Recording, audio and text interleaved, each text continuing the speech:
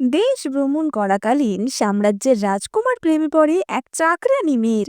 এবং মেয়েটি জানতো রাজকুমার আসলে রাস্তার একজন ভিক্ষুক। রাজকুমার তার বাবা অর্থাৎ মহারাজকে বিয়েতে কি আদেও রাজি করাতে পারবে, সেই নিয়েই বেশ মজার একটা হিস্টোরিক্যাল ড্রামা আজকে এক্সপ্লেন করব। তাহলে চলো শুরু করা যাক। আর শুরুর আগে তোমরা কিন্তু সাবস্ক্রাইব করতে একদম ভুলো না। ড্রামার প্রথম দৃশ্যে আমরা আমাদের প্রধান চরিত্র অর্থাৎ রাজকুমার অ্যালেক্সকে দেখতে পাই। এবং আমরা অ্যালেক্সকে তার বাবা অর্থাৎ সাম্রাজ্যের মহারাজের সাথে দেখতে পাই। এবার মহারাজ তো বলে ওঠেন যে অ্যালেক্স, আমার বয়স এতটা হয়ে এসেছে, এবার তো তোমাকে মহারাজা হতে হবে, তুমি এখনো কাউকে বিয়ে করছো না কেন? এবং অ্যালেক্স তখনই বলে ওঠে যে বাবা, 3 বছর আগে তোমার কথা অনুযায়ী আমি দেশ ভ্রমণ করছিলাম ভিক্ষুক সেজে, যাতে আমি সাধারণ মানুষের জীবনের দুঃখ কষ্ট বুঝতে পারি। এবং তখনই আমার জীবনের ভালোবাসার সাথে আমার দেখা হয়। এবার আমরা 3 বছর আগের দৃশ্য দেখতে পাই। রাজকুমার তখন দেশভ্রমণ করছিল ভিক্ষুক সেজে, এবং সে তো রাস্তায় ভিক্ষা করছিল, কিন্তু কেউই তাকে কোনো ভিক্ষা দিচ্ছিল না। এমনকি একজনের ধাক্কায় তার ভিক্ষার বাটিটিও পড়ে যায়। এবং তখনই তার সামনে আসে আমাদের গল্পের নায়িকা এলা। এবার এলা তো বলে ওঠে যে তুমিই কি বাজারের সেই নতুন ভিখারি? তুমি মনে হয় এখনো ভিক্ষা করা শেখোনি। ঠিক আছে, কোনো ব্যাপার না, তাড়াতাড়ি শিখে যাবে। এই টাকাটা রাখো, এই টাকাটা তুমি সাবধানে খরচ করো, কারণ এটা দিয়ে তোমাকে অনেক দিন চালাতে হবে। এবং এই বলে এলা তো চলে যাচ্ছিল, কিন্তু ততক্ষণে রাজকুমারের মন তো একদমই এলা চুরি করে নিয়েছিল। রাজকুমার বলে ওঠে যে তোমার নামটা তো বলে গেলে না। এবং এলা বলে যে আমার নাম এলা। এবার এলা সেখান থেকে চলে যাওয়ার কিছুক্ষণের মধ্যেই এই এলাকার গভর্নর এবং রাজকুমারের কর্মচারী মিস্টার ফু সেখানে হাজির হয়। এবং ফু তো বলে ওঠে যে রাজকুমার, আমায় ক্ষমা করবেন, আমার আসতে একটু বেশি দেরি হয়ে গেল। এবং রাজকুমার তখনই বলে ওঠে যে কোনো ব্যাপার না। আচ্ছা, এই এলা মেয়েটার ব্যাপারে তুমি কি কিছু জানো? এবং ফু তো তখনই বলে ওঠে যে হ্যাঁ, সে তো লিয়াং এর ভাইঝি, শুনেছি মেয়েটির নাকি 14 বছর বয়স। এবার এই কথা শুনে অ্যালেক্স ভাবে যে 14 বছর, এটা একটু বেশি কম বয়সী হয়ে যাচ্ছে। ঠিক আছে, আমিও ওর 17 বছর হওয়া অবধি নিশ্চয়ই অপেক্ষা করব। এবং এলার বয়স হওয়া অবধি অ্যালেক্স অপেক্ষা করছিল, তাই জন্যই অ্যালেক্স অন্য কোনো জায়গায় বিয়ে করেনি। এবার মহারাজ তো এসব শুনে বলে ওঠে যে কি, ওরকম গ্রামের একটা সাধারণ চাকরানীকে তুমি বিয়ে করবে? আমি কখনোই তোমাকে এরকম একটা সাধারণ মেয়েকে বিয়ে করতে দেব না। তোমার জন্য এত ভালো ভালো সম্বন্ধ আসছে, এবং তোমার পাত্রে নির্বাচন করার জন্যই আমি একটা প্রতিযোগিতার আয়োজন করেছি। সেই প্রতিযোগিতায় যে সবচেয়ে সুন্দরী এবং সবচেয়ে গুণী হিসেবে নির্বাচিত হবে তাকেই তোমায় বিয়ে করতে হবে। এবার অ্যালেক্স তো বলে ওঠে যে বাবা, আমি কখনোই এই কথা মানতে পারবো না। এবং তার বাবা তখনই বলে যে এটা হচ্ছে আমার রাজকীয় ডিক্রি, তুমি কি ডিক্রি অবমাননা করতে চাও? এবার এই কথার পর অ্যালেক্স তো আর কোনো কথা বলতে পারে না। এবং অ্যালেক্স তখনই বলে ওঠে যে বাবা, তুমি যখন আমার সাথে এই চালাকিটা করলে, তাহলে আমিও কিন্তু পিছু হটবো না। আমিও আমার ভালোবাসার মানুষকে খুঁজে বার করব, এবং তাকে এই প্রতিযোগিতাতেই অংশগ্রহণ করাবো, এবং সে যেন যে কোনোভাবে জিততে পারে সেই ব্যবস্থা আমি করছি। এবার এই বলে অ্যালেক্স তো আবারও এলার গ্রামে ফিরে যায়।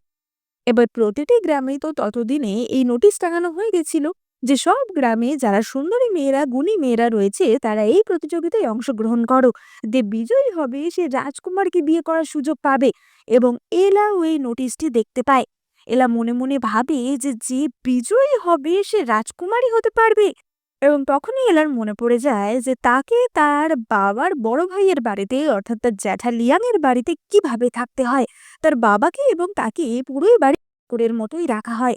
এমনকি তারা যদি কোনো কাজ ঠিকভাবে না করতে পারে তাদেরকে দণ্ডিতও করা হয়। মানে তাদের এই বাড়িতে কোনো সম্মানই ছিল না। যদিও এই পরিবারের 2 ভাই কিন্তু অত্যন্ত গরিব ছিল। এবং এলার বাবা টাকা দিয়েই কিন্তু প্রথম লিয়াং তার ব্যবসা শুরু করেছিল। তারপরে লিয়াং বড় লোক হয়ে যায়। কিন্তু সে তার ভাইকে কিন্তু সেই যোগ্য সম্মান বা মর্যাদা দেয়নি, বরং তাকে এ বাড়ির চাকর করে রেখেছে। এবং এখানে আমরা লিয়াংয়ের স্ত্রী পপি এবং তার মেয়ে জিনিকেও দেখতে পাই। এবার জিনি তো বলে ওঠে যে বাবার মুখে মুখে কথা বলার সাহস তোমাদের হয় কি করে? সারাদিন তোমরা কোথায় ছিলে, হ্যাঁ? এলার বাবা বলে যে আসলে আজকে এলার জন্মদিন, তাই জন্যই আমি ওর জন্য একটা উপহার কিনতে গেছিলাম, তাই আসতে একটু দেরি হয়ে গেছে, তোমরা কিছু মনে করো না। মানে এলার বাবাকে দেখে তো ভীষণই করুণা হচ্ছিল যে তাকে নিজের ভাইয়ের বাড়িতেই এমন ভাবে থাকতে হতো। এবার সে চুলের কাঁটা বার করার সাথে সাথেই জিনি তো সেটা কেড়ে নেয় যে বাবা, ফিনিক্স দেওয়া চুলের কাঁটা, ও একটা মুরগি, ও নাকি পালক লাগিয়ে ময়ূর হবে। এবার এনার বাবা তো বলে যে, "এটা আমি আমার অনেক দিনের টাকা জমিয়ে কিনেছি। এটা আমাকে ফেরত দিয়ে দাও।" কিন্তু জিনি তো তাকে ধাক্কা মেরে ফেলে দেয় এবং সেই কাঁটাটি পা দিয়ে ভেঙে টুকরো করে দেয়। এলার সেই কথা মনে পড়ে খুব কষ্ট হচ্ছিল যে আঙ্কেল লিয়াং এর বাড়িতে আমরা কত কষ্ট করি, সব কাজ করি। তারপরেও আমাদের সাথে এমন ব্যবহার করা হয়। কিন্তু যদি আমি এই প্রতিযোগিতায় জিততে পারি, তাহলে আমি বাবাকে অনেক ভালোভাবে রাখতে পারবো। কিন্তু পরক্ষণেই এলার মনে হয় যে আমার কাছে তো ভালো কাপড় বা গয়না কিছুই নেই। তাহলে আমি কি করে সুন্দরীদের সাথে এই কম্পিটিশনে পাল্লা দেব? এবং তখনই সেখানে হাজির হয় অ্যালেক্স এবং অ্যালেক্স বলে ওঠে যে আমি তোমাকে সাহায্য করব। এবং অ্যালেক্স তো আবারও সেই ভিক্ষুকের রূপ ধারণ করেছিল। এবার ৩ বছর পর তাকে দেখে এলা তো প্রথমে চিনতে পারে না এবং অ্যালেক্স বলে ওঠে যে আমাকে ভুলে গেলে? সেই আমি ভিক্ষা করছিলাম, তুমি আমাকে সাহায্য করেছিলে।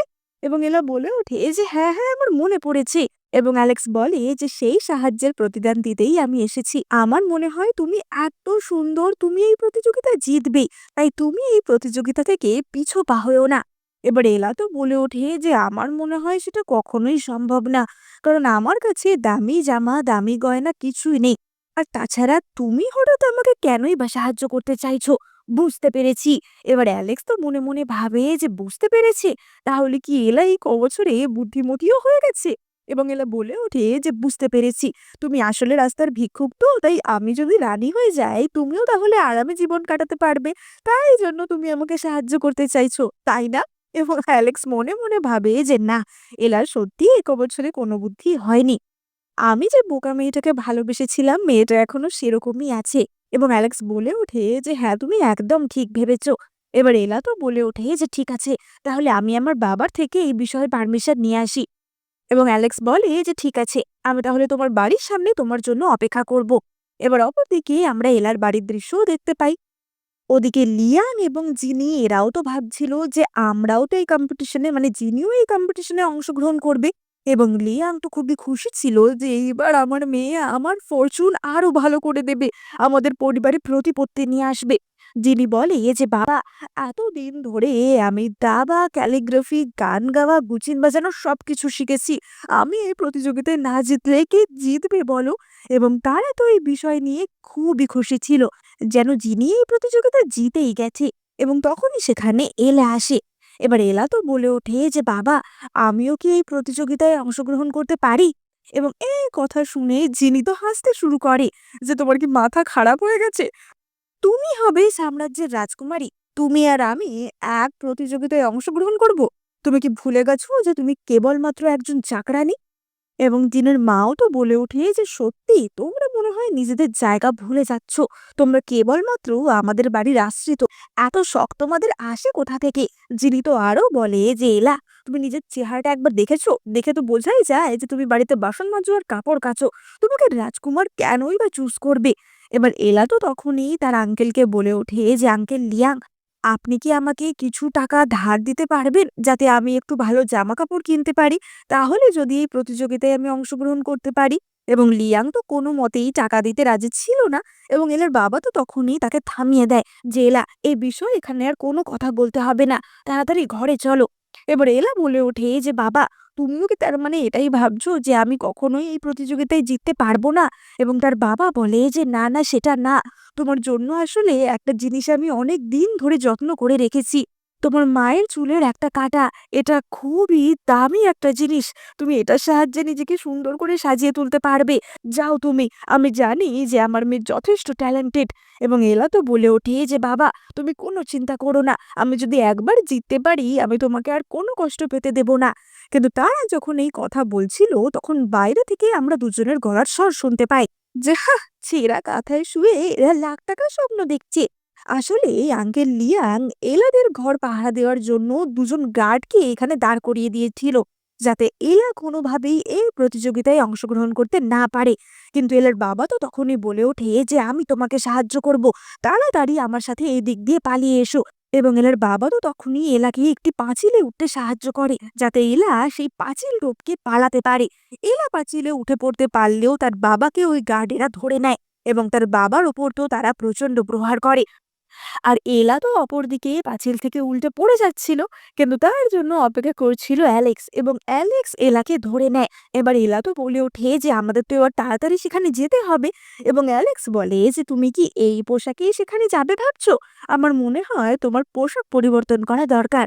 তাছাড়া রাজকীয় চালচলন কিরকম হয় সেটাও আমি তোমাকে শিখিয়ে দিতে পারি। এবং এই বলে অ্যালেক্স তো এলাকে সেখানে নিয়ে আসে যেখান থেকে রাজা মহারাজারা পোশাক কিনতো। এলা বলে ওঠে যে অ্যালেক্স, এখানে তো আমাদের ঢুকতেই দেবে না, এখানে সবকিছুই তো ভীষণ দামি, আমরা এখানে কি করছি? এবং অ্যালেক্স তো বলে ওঠে যে তুমি কোনো চিন্তা করো না, এখানে তুমি প্রায়ই আসি।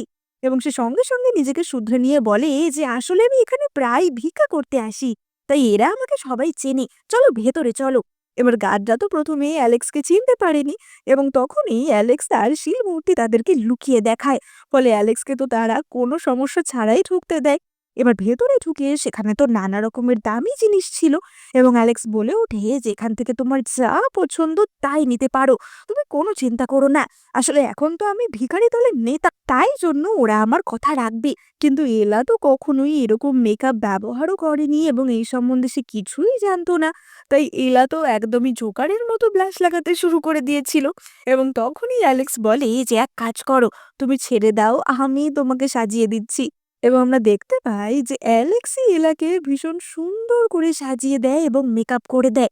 এবার মেকআপ তো হয়ে গেছিল, কিন্তু মেকআপের সাথে একটা সুন্দর পোশাকও তো দরকার ছিল, এবং অ্যালেক্স এলার জন্য খুব সুন্দর একটা পোশাকও বেছে দেয়।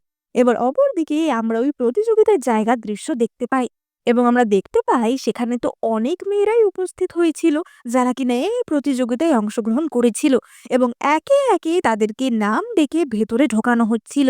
এবং সেখানে জিনি আর তার মাও কিন্তু উপস্থিত ছিল। এবার জিনি তো ভাবে যে এতক্ষণ যখন হয়ে গেছে, এলা নিশ্চয়ই আর আসবে না, আমার আর চিন্তা করার কোনো দরকার নেই।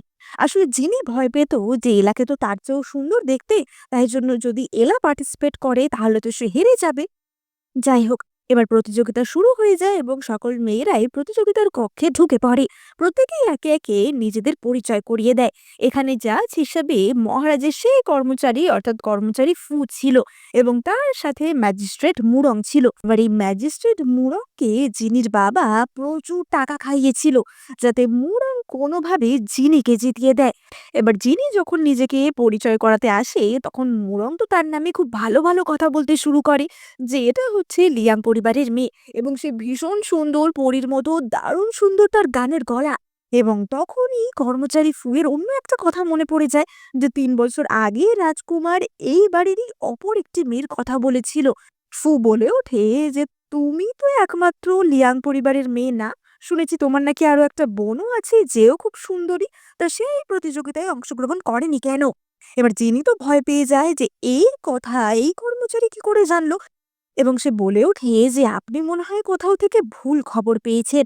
আসলে হ্যাঁ, সত্যি আমার একটি কাজিন রয়েছে, কিন্তু তাকে দেখতে ভীষণই কুৎসিত। তার চেহারা নিয়ে আমি তো কোনো কথাই বললাম না, আর গুণ তো তার কিছুই নেই, সেই প্রতিযোগিতায় অংশগ্রহণ কি করেই বা করবে? এবং তখনই সেখানে হাজির হয় অ্যালেক্স। অ্যালেক্স বলে ওঠে যে কি বললে? কে বলেছে এলাকে দেখতে কুৎসিত এবং তার কোনো গুণ নেই? এবং এলাকে আমরা সেখানে দেখতে পাই যার লুক তো এখন একদম চেঞ্জ হয়ে গেছিল, এবং তাকে দেখতে মহারানীর চেয়ে কিছু কম মনে হচ্ছিল না। তার পোশাক দেখে জিনির তো মাথা একদম গরম হয়ে যায়, এবং সে বলে ওঠে যে তুমি এত সুন্দর পোশাক কেন পরেছো? এটা তো আমার পরা উচিত ছিল। এবং সে তো এলার দিকে রীতিমতো তেড়ে যায়, কিন্তু অ্যালেক্স তো তখনই তাকে ধাক্কা মেরে সরিয়ে দেয়। এবং কর্মচারী ফু তো বলে ওঠে যে তোমার এত সাহস হয় কি করে, তুমি এই প্রতিযোগিতার মাঝখানে ঝামেলা করছো? এবং এলা তো তখনই হেঁটে যাচ্ছিল নিজেকে ইন্ট্রোডিউস করানোর জন্য, কিন্তু হাঁটতে গিয়েই সে তো হোঁচট খেয়ে যায়। এবং যিনি বলে ওঠে যে সত্যি, মুরগি তো মুরগিই থাকবে, সে যতই ময়ূরের পালক পরে ময়ূর হওয়ার চেষ্টা করুক না কেন। কিন্তু অ্যালেক্স কিন্তু এলাকে কিভাবে হাঁটতে হবে, কিভাবে নিজেকে প্রেজেন্ট করতে হবে সব কিছুই শিখিয়ে দিয়েছিল। তাই এলা তারপরে কনফিডেন্টলি ফুয়ের দিকে এগিয়ে যায়, এবং সে খুব সুন্দরভাবে নিজেকে ইন্ট্রোডিউস করে, এবং তাকে দেখে তো কোনো অভিজাত ব্যক্তির ঘরের মেয়ের চেয়ে কম লাগছিল না।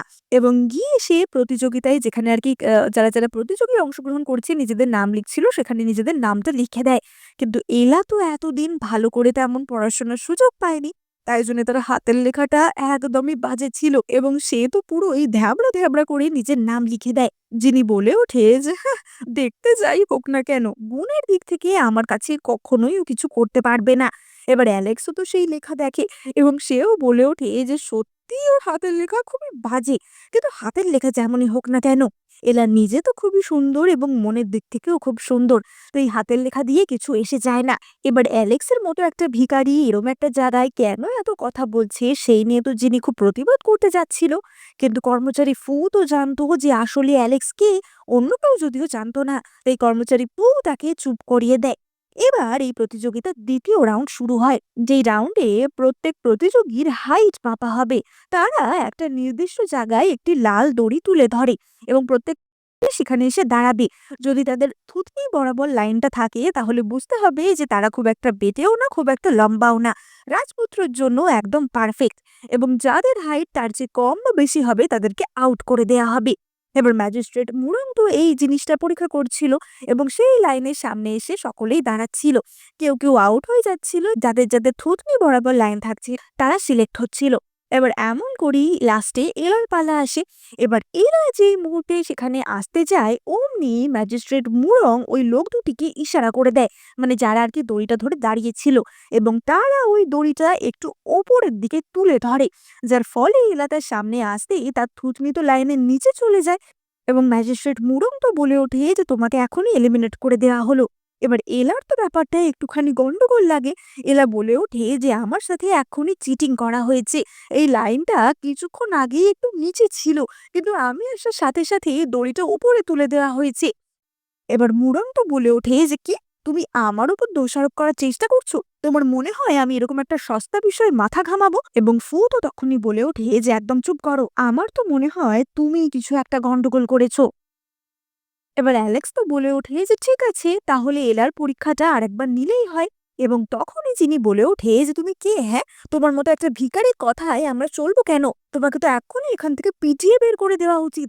এবং এই কথা শুনে ফু তো রেগে মেগে সেখানে নেমে আসে। এবার এলা তো ভাবে যে ফু মনে হয় অ্যালেক্সকেই পেটাতে আসছে এবং এলা তো সঙ্গে সঙ্গে অ্যালেক্সকে গার্ড করে দাঁড়ায়। কিন্তু ফু তো তখনই জিনিকে ঠাস করে এক চড় মারে, যে তোমার সাহস হয় কি করে এইভাবে কথা বলার? আসলে ফু তো জানতো যে আসলে অ্যালেক্স কোনো ভিখারি না, আসলে সে রাজকুমার। এবং তিনি তো বুঝতে পারে না যে কি ব্যাপার হচ্ছে এটা, একটা ভিখারির কথায় এত গুরুত্ব কেন দেওয়া হচ্ছে। এবং ঠিক করে পরীক্ষা নিলে দেখা যায় যে না, এলার হাইটও একদম ঠিক রয়েছে।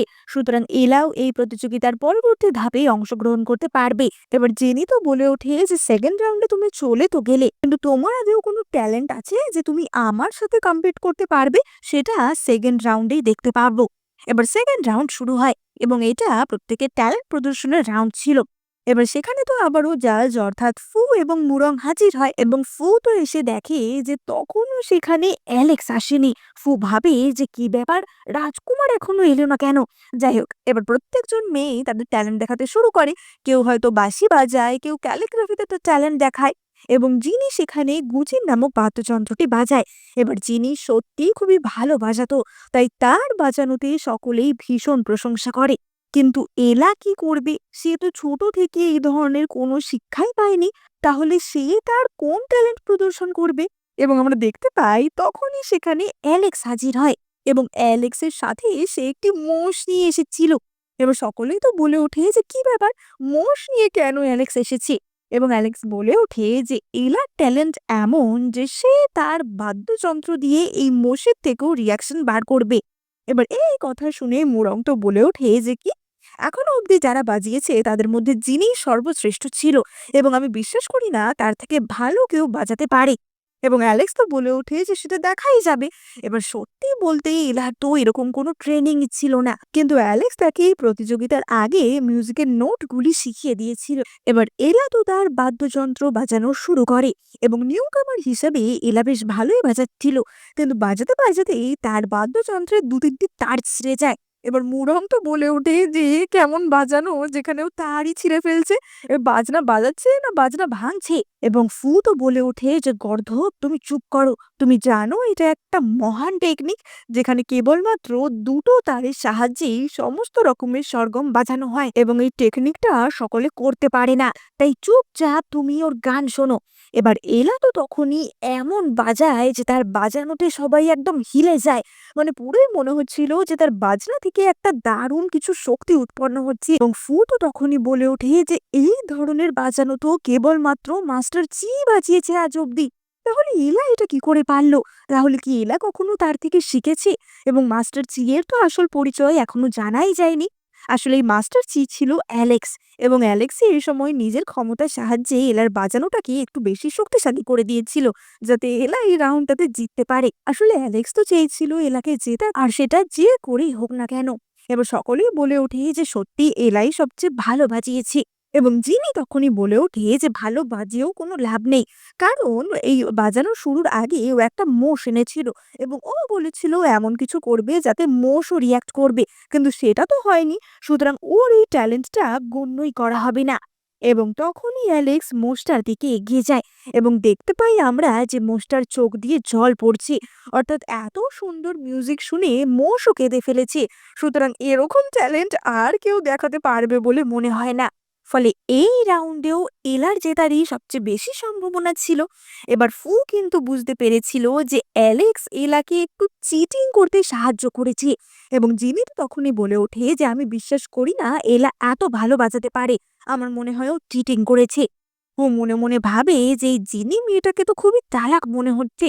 আমরা সন্দেহ করছিলাম যে রাজকুমার ওকে সাহায্য করেছে, কিন্তু সেটা যেন কোনোভাবে ধরা না পড়ে যায়। এবং জিনি তো তখনই নিজের থেকেই বলে ওঠে যে তাহলে চলো এলা, আমরা একটা দ্বিতীয় রাউন্ড খেলি, যেখানে আমার আর তোমার মধ্যে ক্যালিগ্রাফির কম্পিটিশন হবে। এবার অ্যালেক্স তো বলে ওঠে যে আমরা কি ভয় পাই নাকি, আমরা নিঃসন্দেহে সেই প্রতিযোগিতায় অংশগ্রহণ করব, কিন্তু তার আগে আমাকে একটা জিনিস জোগাড় করতে হবে, একটা বিশাল বড় কাগজের টুকরো। বাকিরা তো বলতে থাকে যে বিশাল বড় কাগজের টুকরো নিয়ে কি হবে, ও কি পাতার পর পাতা লিখবে নাকি? এবং এলা তখনই বলে ওঠে যে জিনি, আমি একটা বড় কাগজের টুকরোতেই কেবলমাত্র একটা অক্ষরই লিখব।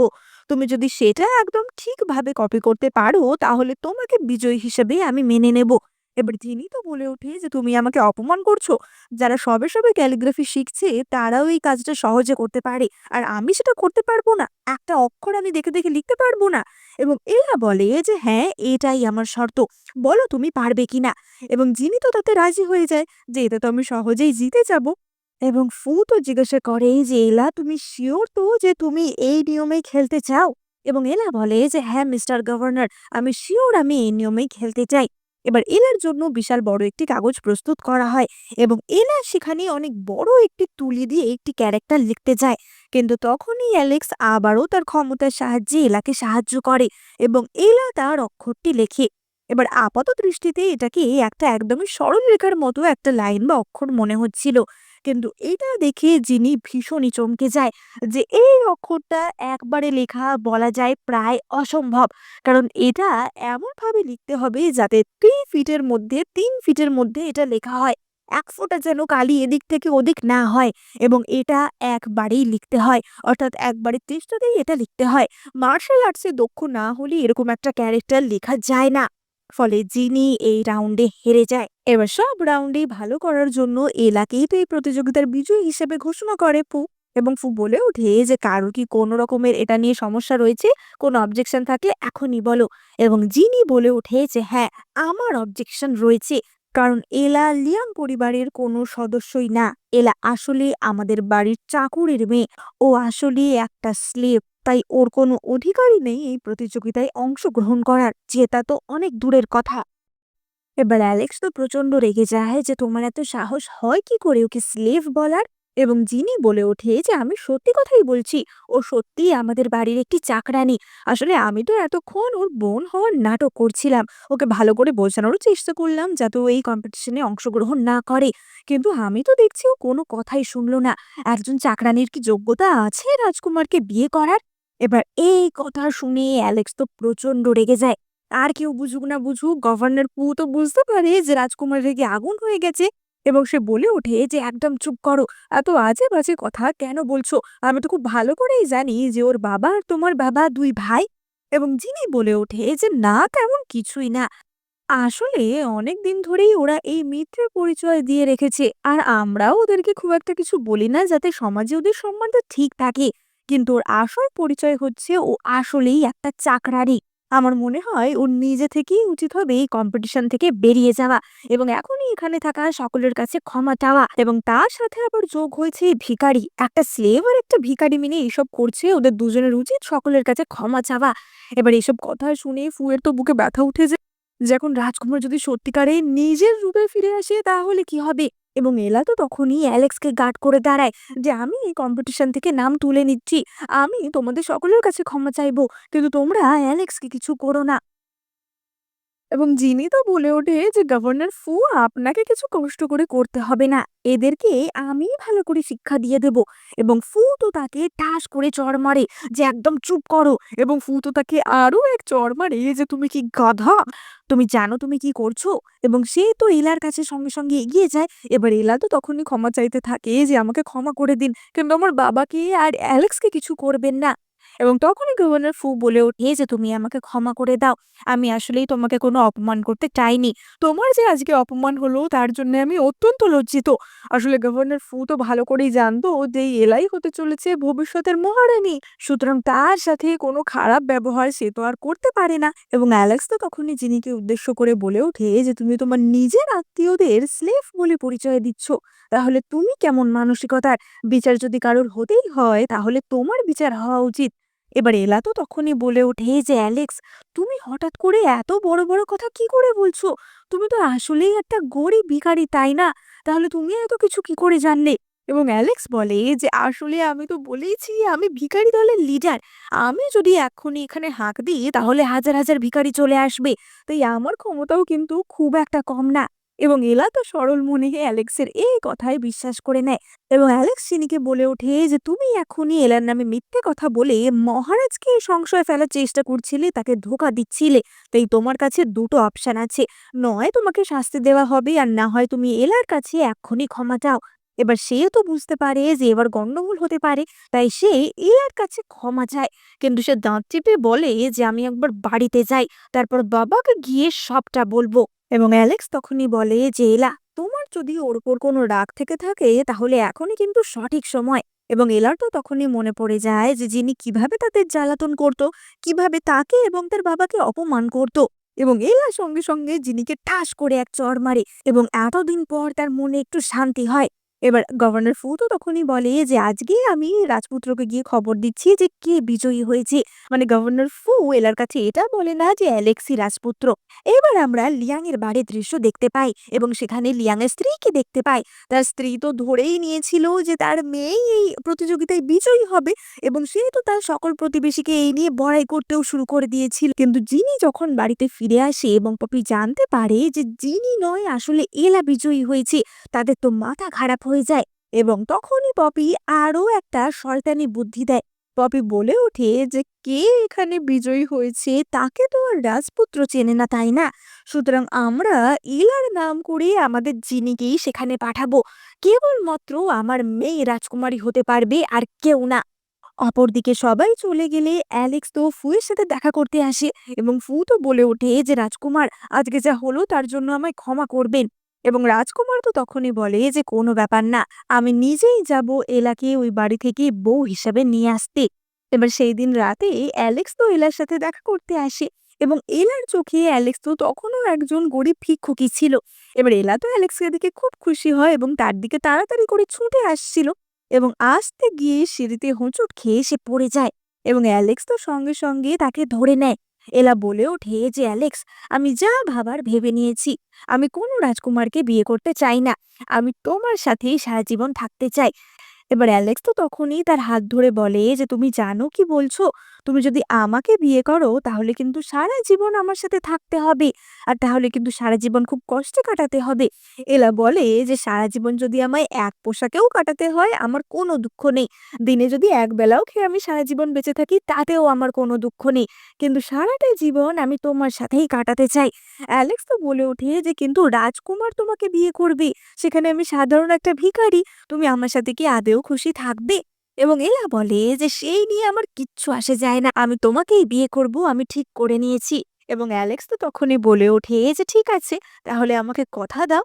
এবং এলা আর অ্যালেক্স তো একে অপরকে কথা দেয় যে তারা একে অপরকে বিয়ে করবে। এবার অ্যালেক্স তো মনে, মনে জানতই যে রাজকুমার হই বা ভিখারিই হই, এলাকে তো আমিই বিয়ে করব। কিন্তু এলার কাছে এটা কিন্তু বড় একটা সিদ্ধান্ত ছিল। এবার আমরা পরের দিন সকালের দৃশ্য দেখতে পাই। তারা দুজন তো বলতে গেলে সারারাত ওই দোলনায় বসেই কাটিয়ে দিয়েছিল এবং এলা তো সেখানেই ঘুমিয়ে গেছিল। পরের দিন ভোর হতেই গভর্নর ফুড ও অ্যালেক্সের সাথে দেখা করতে আসে এবং গভর্নর ফুডও এখন অ্যালেক্সের জন্য তার রাজকীয় পোশাকও এনেছিল। এবার অ্যালেক্স তো পোশাক পরিবর্তন করে এলাকে ডাক দেয় যে, "এলা, উঠে পড়ো, সকাল হয়ে গেছে।" এবং অ্যালেক্স ঠিক করেছিল এলাকে সে সব সত্যিটা বলে দেবে। কিন্তু এলা যে ঘুম থেকে উঠে দেখে যে আশেপাশে এত সৈন্য, এত লোকজন, এলা প্রচন্ড ভয় পেয়ে যায়। এলা বলে ওঠে যে, "অ্যালেক্স, মনে হয় রাজকুমার জেনে গেছে যে আমি তাকে না, তোমাকে বিয়ে করতে চাই। তাই জন্য সে এত লোকজন পাঠিয়েছে আমাদের ধরার জন্য। চলো তাড়াতাড়ি আমরা এখান থেকে পালাই।" এবং অ্যালেক্সেরও তো এলার এই বোকামিগুলো খুব ভালো লাগছিল। তাই সে এলার সাথে সেখান থেকে পালায়। এবার কিছু দূর গিয়ে এলা লক্ষ্য করে যে আরে, অ্যালেক্সের জামা কাপড় তো একদম আলাদা। এবং সে বলে ওঠে যে, "অ্যালেক্স, তুমি তো আগে সাধারণ জামা পরেছিলে। এত দামি জামা তুমি কোথায় পেলে?" ও, বুঝতে পেরেছি। অ্যালেক্স ভাবে যে এলা মনে হয় এবারে বুঝতে পেরেছে সেই আসলে রাজকুমার। এবং এলা তো তখনই বলে ওঠে যে, "বুঝতে পেরেছি। এটাই নিশ্চয়ই তোমার পরিবারের কোনো গুপ্তধন, যেটা কিনা এতদিন তুমি যত্ন করে রেখেছিলে, তাই না? প্রত্যেক পরিবারেই একটা না একটা ভালো জামা তো থাকে।" এবং অ্যালেক্স বলে যে, "হ্যাঁ, ঠিকই বলেছ। আসলে আমি তো তোমাকে প্রপোজ করব। তাই ভাবলাম যে আজকে আমার সবচেয়ে ভালো জামাটাই পরি।"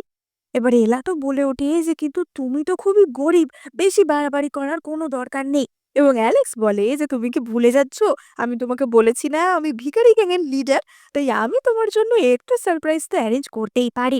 তুমি বাড়ি ফিরে যাও। আজকে দুপুরে আমি তোমাকে নেওয়ার জন্য আসবো।" এবং এলা তো তখনই তাকে খুশি হয়ে কিস করে এবং অ্যালেক্স তো তাকে জড়িয়ে ধরে যে, "তুমি কোনো চিন্তা করো না, আমরা সারা জীবন একসাথেই থাকবো।" এবার অ্যালেক্স তো আবারও গভর্নর ফু এর কাছে ফেরত চলে আসে। অ্যালেক্স সেলাকে প্রথম থেকে ভালো তো বাসতই, কিন্তু তার যে এই অ্যাপ্রোচটা যে রাজকুমারকে ছেড়ে আমি গরিব একজনকে বেছে নিচ্ছি, এই অ্যাপ্রোচটা অ্যালেক্সকে আরো বেশি প্রভাবিত করে। এবং সে তো আরো বেশি করে এলার প্রেমে পড়ে যায়। অপরদিকে এলা তো তার বাড়িতে ফিরে আসে এবং সে বাড়িতে এসে দেখতে পায় যে লিয়াং এবং তার পরিবার তার বাবাকে হাত পা বেঁধে অত্যাচার করছে। যে, "তোমার সাহস হয় কি করে যে তোমার মেয়েকে তুমি এরকম একটা জায়গায় পাঠিয়েছিলে? তোমার মেয়ে আমার মেয়ের জায়গাটা চুরি করে নিয়েছে। তোমার মেয়ে আমাদের পরিবারের মুখে চুন কালি দিয়েছে। এখন দেখো তোমার আমি কি অবস্থা করি।" এবার এলা তো সঙ্গে সঙ্গে তার বাবার কাছে ছুটে আসে এবং তার বাবা তো বলে ওঠে যে, "এলা, তুমি এখান থেকে পালাও। তুমি এখানে কেন ফিরে এলে?" এবং জিনি তো তখনই বলে ওঠে যে, "এলা, তুমি যতই রাজকুমারকে বিয়ে করার স্বপ্ন দেখো না কেন, তোমাকে সেই সুযোগ আমি দেব না।" এবং সে তো এলাকে ঠাস করে এক চড় মারে যে, "তুমি আমাকে চড় মেরেছিলে না? এখন আমি দেখাচ্ছি তোমার সাথে আমি কি করব। তুমি কি ভাবছো তুমি আমার থেকে ভালো?" এবার এলা তো বলে ওঠে যে, "হ্যাঁ, নিঃসন্দেহে আমি তোমার থেকে ভালো। আর সেটা প্রমাণ হয়েই গেছে।"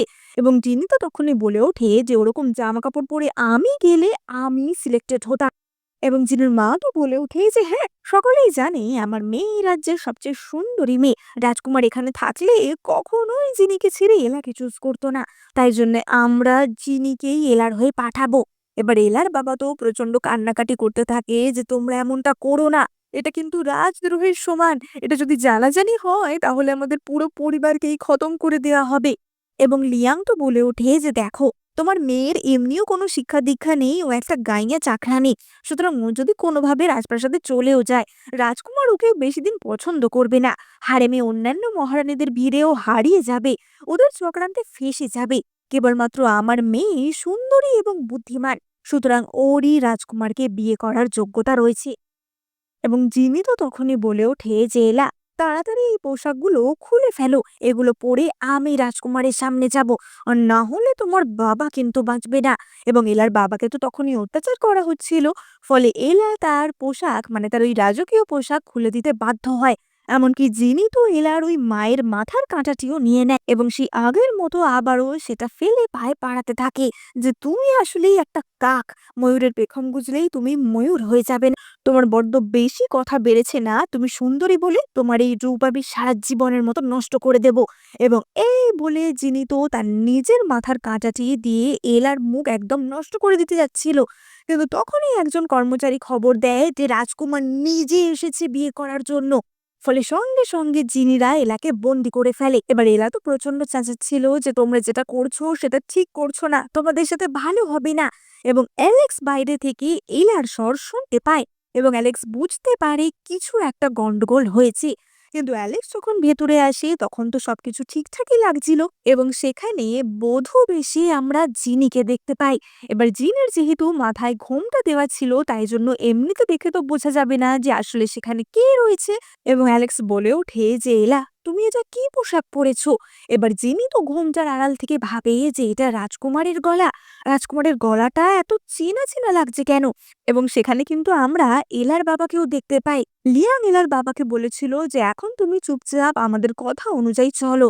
একবার যদি জিনি রাজকুমারী বা মহারানী হয়ে যেতে পারে তাহলে তোমার আর তোমার মেয়ের জীবন আমি একদম সুখ সমৃদ্ধিতে ভরিয়ে দেব। আর তুমি যদি রাজকুমারকে সত্যি বলার চেষ্টা করেছো তাহলে কিন্তু এখানেই তোমাকে খতম করে দেব। তাই জন্য এলার বাবাও সেখানে চুপচাপ তাদের কথায় মানে হ্যাঁতে হ্যাঁ মিলাতে রাজি হয়ে যায়। এবার এলার বাবা যদি সেখানে না থাকে তাহলে মেয়ের বাবা কোথায় সেই নিয়ে তো প্রশ্ন উঠবেই। তাই জন্য এলার বাবাকে তো সেখানে থাকতে হতোই। কিন্তু অ্যালেক্সের তখনই সন্দেহ হয় যে এলার রাজকুমারের সাথে বিয়েতে আদেও কেন রাজি হবে। এলা তো কথা দিয়েছিল যে সে ওই ভিখারিকে বিয়ে করবে, আর আমি তো এখানে রাজকুমার বেশে এসেছি। তাহলে এলা কেন বিয়ের জন্য বাইরে এলো? এবং সে তখনই লক্ষ্য করে যে এলার বাবার গালে মারের দাগ। এবং অ্যালেক্স তো এলার বাবার কাছে গিয়ে বলে যে শ্বশুর মশাই, এলার সাথে কি কিছু গন্ডগোল হয়েছে? এবং সে চারিদিকে দেখে যে লিয়াং এবং অন্যদের হাবভাব দেখে মনে হচ্ছে যে কিছু একটা তো গন্ডগোল রয়েছে। কিন্তু এলার বাবা তো ভয় পেয়ে বলে যে না না, আসলে কিছুদিন আগে টেবিলে ঠুকে গিয়ে আমার গালে লেগেছে, তেমন কিছুই না। এবং অ্যালেক্স তখনই বলে যে তাই, ঠিক আছে, আমি এক্ষুনি আপনাকে ওষুধ লাগিয়ে দিচ্ছি।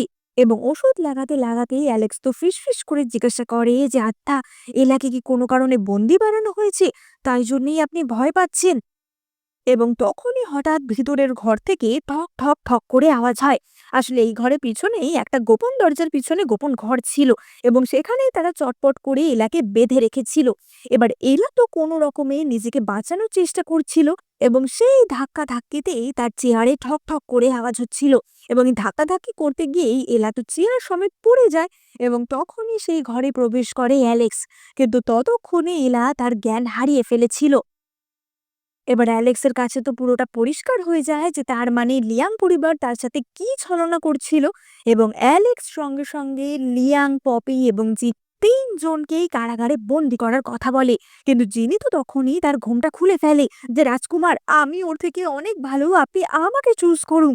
এবং ঘোমটা খুলে ফেলার সাথে সাথেই সে অ্যালেক্সের মুখ দেখতে পায় এবং যিনি বুঝতে পারে যে অ্যালেক্স আসলে কে। এবং অ্যালেক্সের কাছে আর মিথ্যা বলে কোনো লাভ নেই, কারণ অ্যালেক্স প্রথম থেকেই সব সত্যিটা জানে। তাই জিনিদের খেল তো এখানেই শেষ হয়ে গেছিল এবং অ্যালেক্স তো সঙ্গে সঙ্গে তাদেরকে ৮০ ঘা চাবুকের শাস্তি দেয়। অপরদিকে এলা তো এই ট্রমার ফলে একদমই অসুস্থ হয়ে গেছিল। ফলে অ্যালেক্স তো সঙ্গে সঙ্গে চিকিৎসকদের খবর দেয় এবং এলার চিকিৎসার ব্যবস্থা করে। কিন্তু এলার জ্ঞান ফিরে আসার আগেই অ্যালেক্সের কাছে একজন রাজ কর্মচারী আসে এবং সে জানায় যে মহারাজের অবস্থা খুব খারাপ এবং বলতে গেলে মহারাজ মৃত্যুশয্যায় রয়েছেন। তাই মহারাজ তাড়াতাড়ি অ্যালেক্সকে ডেকে পাঠাচ্ছেন। এবার অ্যালেক্স তো ভয় পায় যে এদিকে এলার তো এখনো জ্ঞান ফিরল না, এলাকে সব সত্যিটা বলাও হলো না যে তার আসল পরিচয় কি। তারই মধ্যে তাকে চলে যেতে হচ্ছে। তাই অ্যালেক্স তার ওই দেহরক্ষীকেই দায়িত্ব দেয় এলার দেখভাল করার, মানে এলাকে রক্ষা করার। এবং সে মহারাজের প্রাসাদের উদ্দেশ্যে রওনা হয়। অপরদিকে আমরা জিনি, লিয়াং এবং পপিকে দেখতে পাই। তাদের তো মারধর খেয়ে জেলে একদমই দারুণ করুণ অবস্থা ছিল। কিন্তু তখনই তাদের সাথে দেখা করতে আসে সেই ম্যাজিস্ট্রেট মুরং, যাকে কিনা তারা ঘুষ দিয়েছিল প্রতিযোগিতায় জেতানোর জন্য। এবং মুরং বলে ওঠে যে তোমাদেরকে এখান থেকে বাঁচানোর একটা পদ্ধতি আমার জানা আছে। এবার লিয়াংরা তো তখন খুবই ডেসপারেট হয়ে গেছিল যে যে করে হোক আমাদের এই জেল থেকে বেরোতে হবে। এবং ম্যাজিস্ট্রেট মুরং তখনই বলে ওঠে যে আমার মনে হয় তোমরা আমাদের কিছু সাহায্য করতে পারবে। আসলে প্রধানমন্ত্রী মুরং লিং হচ্ছে আমার দূর সম্পর্কের কাকা, এবং আমি ঠিক করেছি আমি রাজধানীতে গিয়ে তার সাথে যোগ দেব। এবার এই কথা শুনে লিয়াং তো অবাক হয়ে যায় যে তোমার আঙ্কেল, কিন্তু সে আমাদের কি করে সাহায্য করবে। এবং ম্যাজিস্ট্রেট মুরং তো বলে ওঠে যে আমার কাকা তোমাদের এখান থেকে বেরোতে সাহায্য করবে, কিন্তু তার বদলে তারও একটা উপহার চাই। আসলে মন্ত্রী মুরং অনেকদিন ধরেই আরেকটি স্ত্রী নেবে ভাবছে, তাই যিনি যদি তাকে বিয়ে করতে রাজি হয় তাহলে আমি কিছু একটা ভেবে দেখতে পারি। এবার যিনি তো বলে ওঠে যে না, প্রধানমন্ত্রী মুরং একটা বুড়ো লোক, আমি তাকে কেন বিয়ে করতে যাব। কিন্তু পরিস্থিতি এমনই ছিল যে তাকে এটাই করতে হয়, কারণ জেল থেকে বেরোনোটা তো তাদের জন্য দরকার ছিল। এবং জিনিকে তো তার বাবা বোঝায় যে দেখো, জেলে থাকলে তুমি কি কোনোদিন এলার থেকে বদলা নিতে পারবে। প্রধানমন্ত্রী মুরং প্রচন্ড শক্তিশালী, এমনকি মহারাজও তাকে সমঝে চলে। সুতরাং তুমি যদি তার স্ত্রী হতে পারো তাহলে তুমি এলার থেকে বদলা নিতে পারবে, রাজকুমার কিছুই করতে পারবে না। তাই ভালোই ভালোই তুমি ওকে বিয়ে করতে রাজি হয়ে যাও। এবং এলার থেকে বদলা নেওয়ার লোভে জিনি তো এই বিয়েতে রাজি হয়ে যায়। অপরদিকে আমরা এলাকে দেখতে পাই, প্রায় ১-২ দিন পর এলার তো জ্ঞান ফিরে। এবং এলা তো ঘুম থেকে উঠেই জ্ঞান ফিরেই তার ছোট্ট ভিখারি অ্যালেক্সের খোঁজ করছিল। এবং তার বাবা তো তখনই বলে ওঠে যে কোন ভিখারির কথা তুমি বলছো, যে তোমাকে বাঁচিয়েছে, যে আমাদের বাঁচিয়েছে সে কোনো ভিখারি না, সেই সাম্রাজ্যের যুবরাজ অ্যালেক। এবং আমি বুঝতে পেরেছি সে সত্যিই তোমাকে ভালোবাসে, তাই জন্যই সে তোমার জন্য এত কিছু করেছে। এবং এলা তো তখনই বলে ওঠে যে কোথায় ও, আমি এক্ষুনি ওর সাথে দেখা করতে চাই, আমাকে এক্ষুনি ওর কাছে নিয়ে চলো। অপরদিকে আমরা অ্যালেক্সকে দেখতে পাই। অ্যালেক্স তো রাজপ্রাসাদে ফিরে এসেছিল কারণ তার বাবা প্রচন্ড অসুস্থ ছিল। এবং সে এসে দেখে তার মা তো প্রচন্ড কান্নাকাটি করছে এবং তার বাবা সত্যিই মৃত্যুশয্যায়। এবং মহারাজ বলে ওঠে যে অ্যালেক্স, আমি আর বেশি দিন নেই, আমার সমস্ত চিন্তা তোমাকে নিয়েই। মৃত্যুর আগে অন্তত আমি তোমাকে একটা সাহায্য করে যেতে চাই।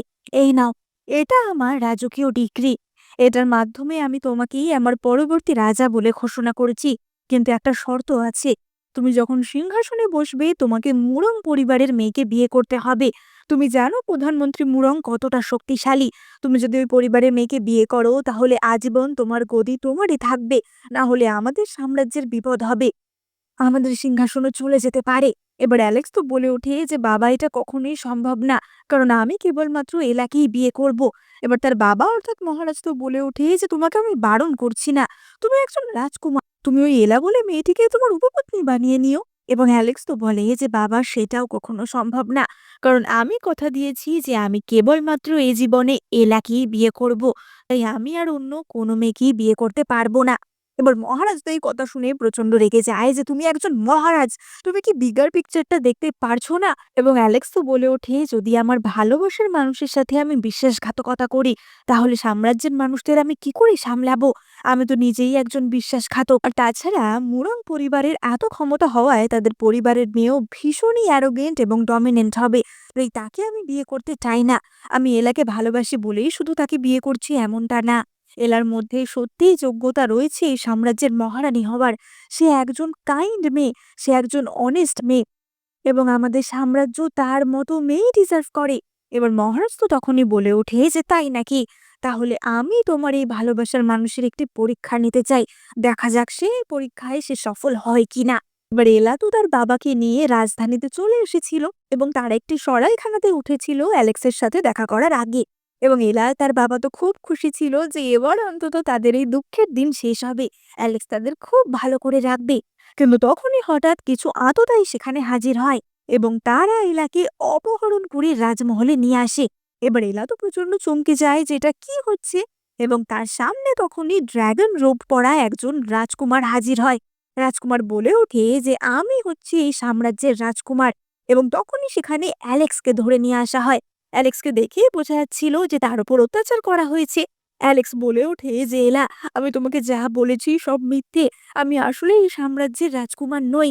এবার এলা তো বলে ওঠে যে রাজকুমার, আমাদের ক্ষমা করে দিন। এবং রাজকুমার তো বলে ওঠে যে না, এটা তো ক্ষমাযোগ্য অপরাধ নয়, তুমি আমাকে নকল করার মতো সাহসিকতা দেখিয়েছো, তুমি জানো এটা একটা রাজকীয় অপরাধ এবং তার জন্য তোমাকে মৃত্যুদণ্ড দেয়া হবে। এবার এলা তো তখনই বলে ওঠে যে, "না রাজকুমার, দয়া করে অ্যালেক্সকে মৃত্যুদণ্ড দেবেন না। তার বদলে আমাকে শাস্তি দিন।" অ্যালেক্স তো বলতে থাকে যে, "না এলা, এটা কখনোই হতে পারে না।" এবং এলা বলে যে, "না অ্যালেক্স, যা হয়েছে তা তো আমার জন্যই হয়েছে। আমিই তো তোমার সাথে পালাতে চেয়েছিলাম।" এবং রাজকুমার তখনই বলে যে, "ঠিক আছে, তাহলে শাস্তিটা তোমাকেই দেয়া হবে এবং তোমার শাস্তি হচ্ছে তোমাকে একটি গণিকালয়ে বন্দি বানিয়ে রাখা হবে। মানে যেখানে জীবন মরণের থেকেও অনেক বেশি অপমানজনক এবং অনেক বেশি কষ্টকর।" কিন্তু এলা এই ভয়ঙ্কর শাস্তি নিতেও তৈরি ছিল যে অ্যালেক্সের প্রাণ বাঁচিয়ে রাখার জন্য আমি এই শাস্তি নিতেও রাজি আছি। এবং অ্যালেক্স তো তখনই তাকে জড়িয়ে ধরে কিস করে, কারণ এটাই ছিল অ্যালেক্সের বাবার টেস্ট। এবং সঙ্গে সঙ্গে রাজকুমার যে সেজেছিল সে তো অ্যালেক্স এবং এলার কাছে ক্ষমা চায় যে, "আমাদের ক্ষমা করুন এরকম একটা খেলা খেলার জন্য।" এবং মহারাজ সেখানে হাজির হন এবং তিনি তো খুশি হয়ে এলা আর অ্যালেক্স দুজনকেই আশীর্বাদ করেন যে সত্যিই অ্যালেক্স একদম সঠিক মেয়ে খুঁজে বার করেছে। এমনকি মহারানী তো নিজের মাথার চুলের কাঁটাটি খুলেও এলাকে উপহার দেন এবং অ্যালেক্স তো বলে যে, "আমি সারা দুনিয়ার কাছে এক্ষুনি ঘোষণা করে দেব যে এলাকে আমি বিয়ে করতে যাচ্ছি এবং একটা বিশাল সেরেমনি করে আমি এলাকে বিয়ে করব।" এবার এইসব দিকে ভালো হলেও মহারাজের কিন্তু একটা চিন্তা ছিল যে প্রধানমন্ত্রী মুরংকে কি করে ক্ষমতাচ্যুত করা যায়, এবং সেই বিষয় নিয়ে অ্যালেক্সের একটা প্ল্যান ছিল। অ্যালেক্স বলে যে, "বাবা, তুমি কোনো চিন্তা করো না, আমি এমন কিছু করব যাতে প্রধানমন্ত্রী মুরংয়ের মুখোশ আমি ফাঁস করে দেব।" এবার আমরা অপরদিকে প্রধানমন্ত্রী মুরংকে দেখতে পাই এবং তার কাছে একটা আমন্ত্রণ পত্র যায় যে অ্যালেক্স বিয়ে করতে চলেছে ইলাকে।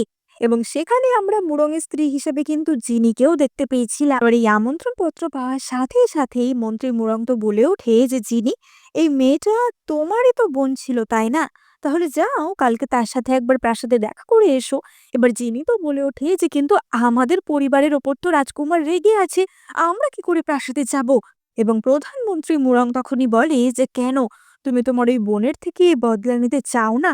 এবার জিনি তো এই দিনের অপেক্ষাই করছিল যে সে কখন বদলা নেবে। এবং প্রধানমন্ত্রী মুরং তখনই জিনিকে একটি ছুরি দেয় এবং বলে যে, "তাহলে কালকে তুমি তোমার বদলা সম্পন্ন করে এসো।" আসলে মুরং ইচ্ছা করেই জিনিকে বিয়ে করেছিল। সে জিনিকে কেবলমাত্র বিয়ে করেছিল তাকে এইভাবে ব্যবহার করার জন্য। এবং মুরংয়ের প্ল্যান ছিল যে এইভাবে অ্যালেক্সের ভালোবাসার মানুষকে খতম করে তাকে দুর্বল করে ফেলা। এবার আমরা অপরদিকে রাজপ্রাসাদে এলা এবং মহারানীকে দেখতে পাই এবং আমরা দেখতে পাই যে এলা তো সেখানে নানা রাজকীয় শিক্ষায় শিক্ষিত হচ্ছিল যে কিভাবে একজন মহারানী চালচলন করবে। এবং তখনই সেখানে তার ব্রেক টাইমে একজন কর্মচারী তাকে খাবার দিতে আসে, কিন্তু সেটা যে সে কর্মচারী ছিল না, সেটা কর্মচারীর বেশে আসলে ছিল জিনি। এবং তার সাথে তো দাস দাসী সেজে জিনির বাবা মাও ছিল। এবার জিমি তো তখনই একটি ছুরি বার করে এলাকে হত্যা করতে যায়, কিন্তু তখনই অ্যালেক্স এবং অ্যালেক্সের গার্ড এসে এলাকে বাঁচিয়ে নেয়। আসলে অ্যালেক্স খুব ভালো করেই জানতো এমন কিছু একটা হতে পারে এবং সে পুরোটাই একটা ফাঁদ হিসাবে পেতেছিল বলা যায়। অ্যালেক্স তো তখনই জিনিকে জিজ্ঞাসা করে যে, "তোমাকে এই কাজটা করতে কে বলেছে?" এবং জিমি তো বলে ওঠে যে, "আমাকে প্রধানমন্ত্রী মুরং এমনটা বলেছে। তুমি যদি আমাকে না হত্যা করো আমি তাহলে তার বিরুদ্ধে সাক্ষী দেব।" কিন্তু প্রধানমন্ত্রী মুরং তো জিনিকে নিজের স্ত্রী হিসাবেই পুরোপুরি অস্বীকার করে দেয়, কারণ সে তো জিনিকে বিয়েই করেছিল এই কাজে ব্যবহার করার জন্য। এবং অ্যালেক্স তো সঙ্গে সঙ্গে তাদের তিনজনকে বন্দি বানানোর কথা বলে। জিনি বলে ওঠে যে, "আমি তোমাকে মুরং সম্বন্ধে অনেক তথ্য দিতে পারি, আমি তো এতদিন ওর সাথে থেকেছি।" এবং অ্যালেক্স তো বলে যে, "সেই তথ্য তো আমি তোমাকে অত্যাচার করে বার করে নেব। তোমরা এতদিন লীলার সাথে যা করেছো তার বদলাও তো নিতে হবে নাকি?" এবার এই কথা শুনে জিনি আর তার মা-বাবা তো খুব চেঁচাতে থাকে যে, "তুমি আসলে একটা অকম্মণ্যের ঢেঁকি। মুরং যখন মহারাজা হবে তখন তুমি বুঝবে তোমার কি আসলেও কোনো ক্ষমতা আছে নাকি?" এবং তখনই অ্যালেক্স বলে ওঠে যে, "তোমাদের কোনো চিন্তা নেই। তোমাদের জেলে যাওয়ার কিছুক্ষণ পর মুরংও তোমাদের সাথে জেলেই যাবে। কিছুক্ষণের অপেক্ষা।" আসলে অ্যালেক্স যে বিয়ের ইনভিটেশনটা মুরংকে পাঠিয়েছিল সেটা একটা ফেক ইনভিটেশন ছিল। অ্যালেক্স আসলে জানতো যে মুরং রাজদ্রোহের চেষ্টা করবেই, এবং যখনই সে দেখবে যে অ্যালেক্স বিয়ে করতে যাচ্ছে, মানে একটা খুশির উৎসব হচ্ছে, তখনই এরকম একটা সেন্সিটিভ টাইমে সেরকম কিছু একটা কাজ করবে এবং তাকে হাতে নাতে রাজদ্রোহ করতে ধরতে পারলেই তাকে শাস্তিটা দেওয়া যাবে। এবং অ্যালেক্সের এই প্ল্যানটা একদম সাকসেসফুল হয়েছিল এবং এই প্ল্যানের ফলেই সে প্রাইম মিনিস্টার মুরংকেও ক্ষমতাচ্যুত করতে পারে। প্রাইম মিনিস্টার মুরং সহ জিনি এবং তার পুরো পরিবারকেই সে জেলে বন্দি করে এবং আল্টিমেটলি এলা একটা খুশির জীবন কাটাতে পারে। এবং অ্যালেক্স তখনই এলাকে কিস করে যে এবার থেকে আর এই ধরনের ঝামেলা না, এবার থেকে আমরা শান্তিপূর্ণভাবে জীবন কাটাবো। এবং এখানেই আমাদের এই মিষ্টি মিষ্টি গল্পটা শেষ হয়। তো তোমাদের এই গল্পটা কেমন লাগলো?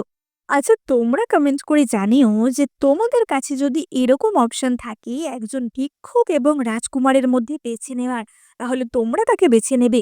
কমেন্ট করতে কিন্তু একদম ভুলো না। ভালো লাগলে এখনই লাইক, কমেন্ট, শেয়ার, সাবস্ক্রাইব করে দিও। এই চ্যানেলে আমি তোমাদের জন্য অনেক চাইনিজ ড্রামা এক্সপ্লেন করে থাকি। তাই তোমরা কিন্তু চটপট সাবস্ক্রাইব করে এখনই নোটিফিকেশন বাটনে ক্লিক করে দাও। না হলে কিন্তু নতুন নতুন ড্রামা মিস হয়ে যাবে। দেখা হবে পরের ভিডিওতে।